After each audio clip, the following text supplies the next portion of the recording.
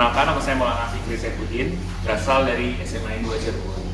Alhamdulillah pada tahun ini saya diterima di Fakultas Kedokteran Universitas Indonesia lewat jalur SBMPTN.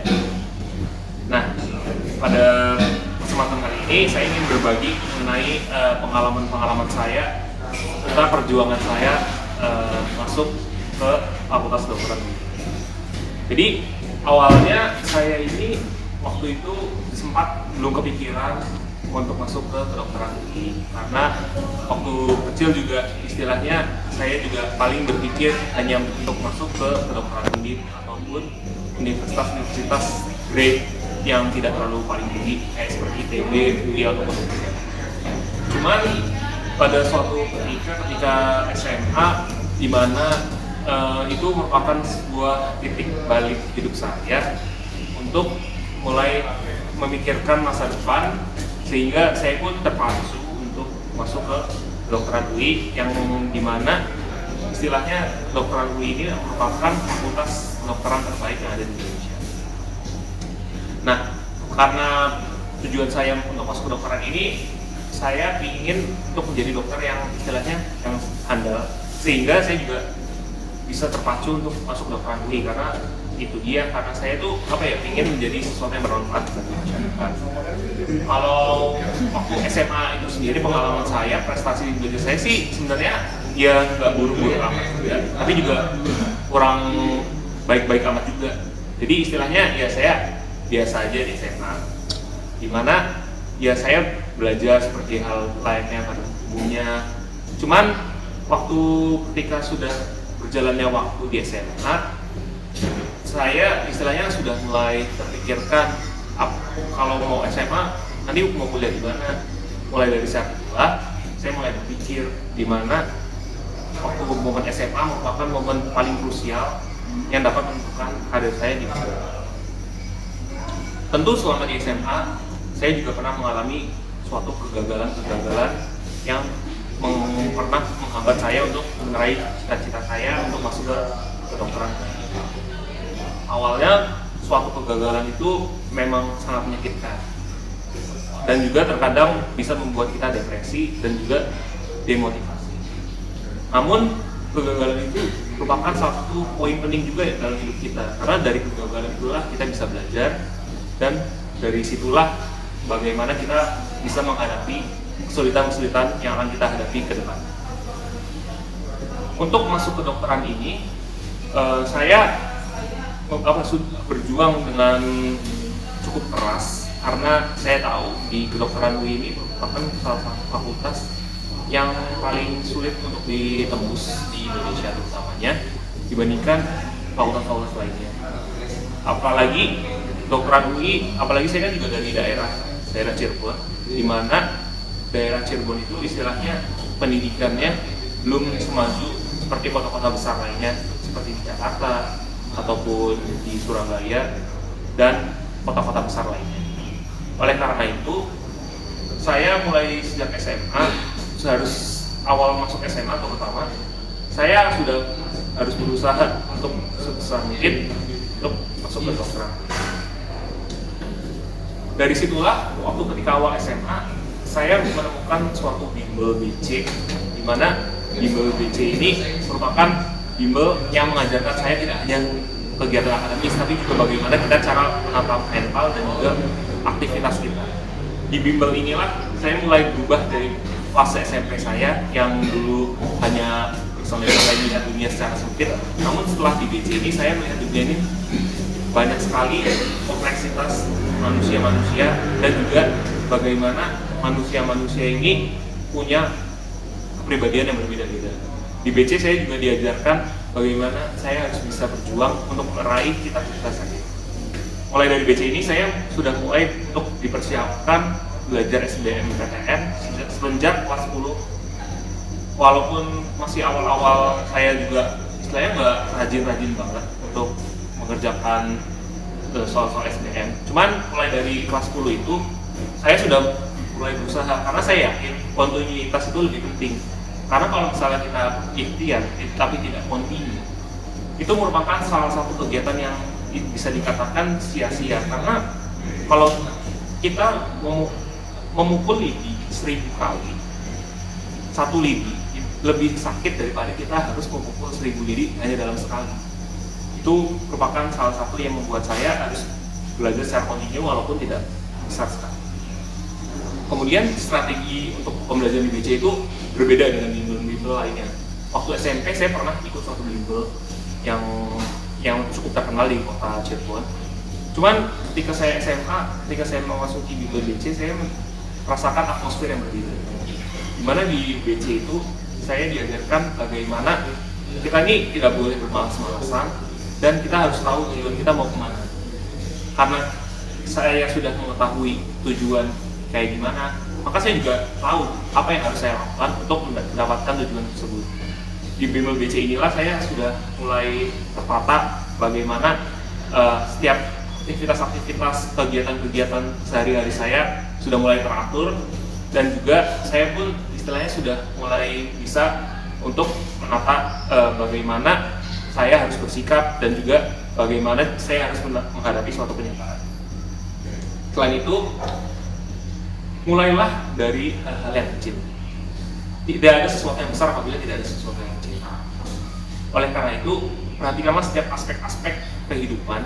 Misalnya, kita belajar satu soal, itu tidak apa-apa. Bandingkan kita tidak belajar sama sekali. Misalnya kita hanya punya waktu 10 menit. Terkadang waktu 10 menit itu kita sering menganggap itu sebagai sesuatu yang sepele. Tapi kalau misalnya kita 10 menit kita sia-siakan berhari-hari sampai setahun, apabila dikalkulasikan 10 menit itu bisa sampai berjam-jam, bahkan mungkin bisa sampai berhari-hari.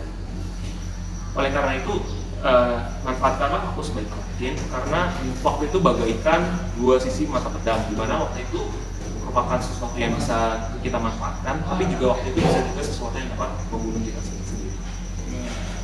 Menurut saya ketika SBMPTN itu kan waktu itu tahun 2019 ini soal sistem SBMPTN itu berbeda dengan SBMPTN waktu pada tahun-tahun sebelumnya, dimana soal-soalnya pun juga berubah dan timingnya pun juga berubah.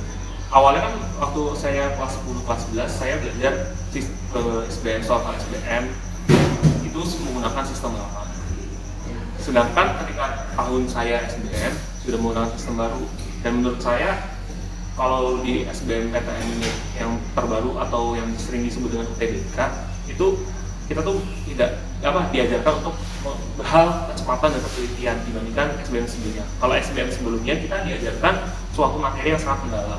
Sedangkan di UTBK kali ini sistem soalnya tidak terlalu mendalam, misalnya tidak terlalu rumit perhitungannya di soal matematika ataupun fisikanya.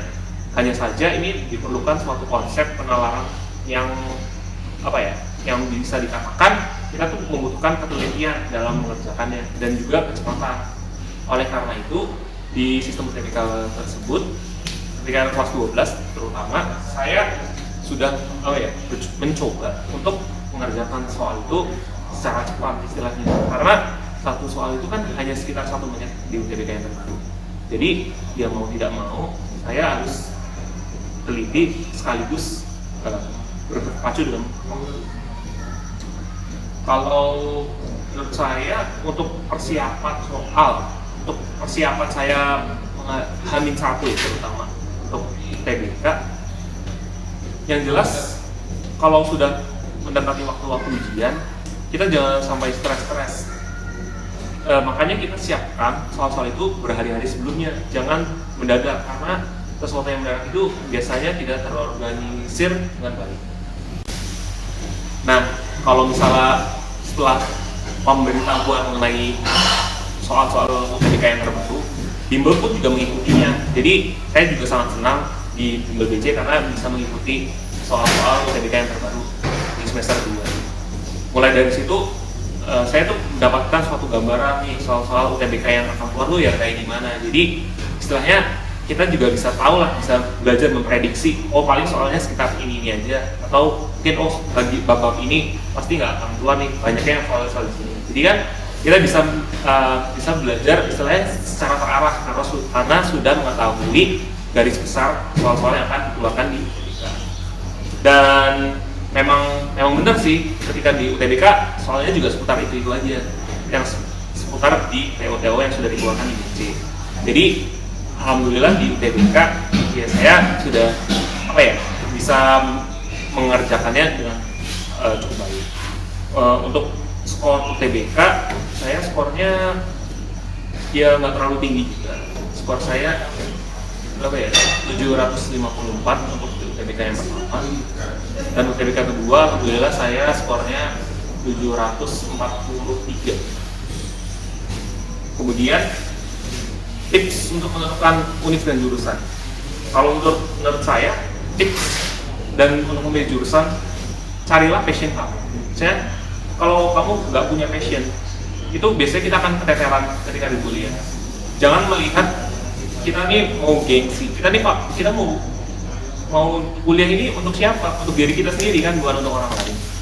Kalau misalnya passionnya di MIPA, tapi kita disuruh ke kedokteran, ya jangan diambil dong.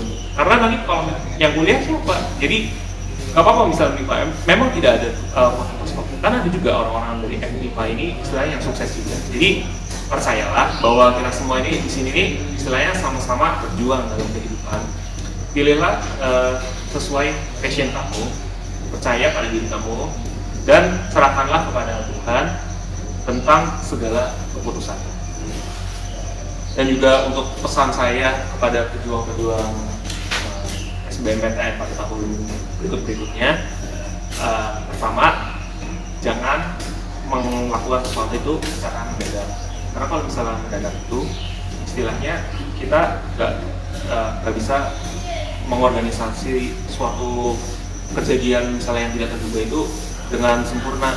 Makanya siapkanlah kalau bisa dari awal kamu masuk SMA, siapkanlah mungkin walaupun sedikit, nggak apa-apa itu. Yang penting kita continue ya. Ingat tadi, continue itu lebih baik istilahnya. Walaupun itu sedikit, nggak apa-apa, coba aja. Selain itu, banyakin juga untuk berdoa kepada Tuhan, karena saya sendiri juga mengalami di mana doa ini memang penting sih, ibadah ini, karena ibadah ini juga istilahnya kita tuh ada faktor yang tidak terduga. Di mana faktor tidak terduga itu di luar kuasa manusia, yang menentukan itu hanya Tuhan. Oleh karena itu banyakilah doa, banyakilah minta restu doa orang tua juga, berbakti juga pada orang tua, karena restu Tuhan juga ada di restu orang tua. Selain itu jangan pernah menyerah, karena banyak orang pasti pernah mengalami kegagalan sebelum mendapatkan kesuksesan. Karena kegagalan adalah kesuksesan yang tertunda dan dapat dan kegagalan itu bisa membuat dirimu sukses ataupun bisa membuat dirimu gagal terhadap bagaimana kamu menyikapi kegagalan yang kamu hadapi itu. Jadi yang penting kita tetap berpikir optimis, jangan pernah menyerah, dan selalu serahkan segala keputusan kepada Allah, karena Tuhan lebih tahu apa yang lebih baik untuk kita. Ya, sekian yang bisa saya sampaikan. Terima kasih. Assalamualaikum warahmatullahi wabarakatuh.